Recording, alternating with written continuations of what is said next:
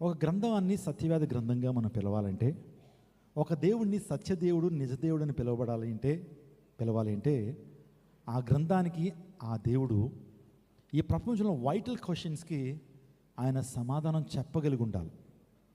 ఈ ప్రపంచంలో చాలా ప్రశ్నలు ఉన్నాయి. ఆ ప్రశ్నలకి ఆ గ్రంథం సమాధానం చెప్పగలిగి ఉండాలి. అప్పుడే ఆ గ్రంథాన్ని సత్యవేద గ్రంథంగా మనం పిలుస్తాం. నేను చెప్పాను, సత్యానికి 3 పరీక్షలు పెట్టాలి.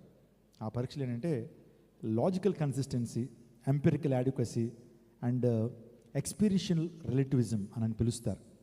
అంటే రీసెర్చ్ మెథడాలజీ రీసెర్చ్ చేసేటువంటి వారు దానికి లాజికల్ కన్సిస్టెన్సీ ఉందా లేదా, తర్కం లాజిక్ దానికి ఒప్పుకుంటుందా లేదో, మనం లాజిక్ను ఉపయోగించినప్పుడు ఆ గ్రంథము ఆ విషయము నిలబడుతుందా లేదా అని పరీక్షిస్తారు.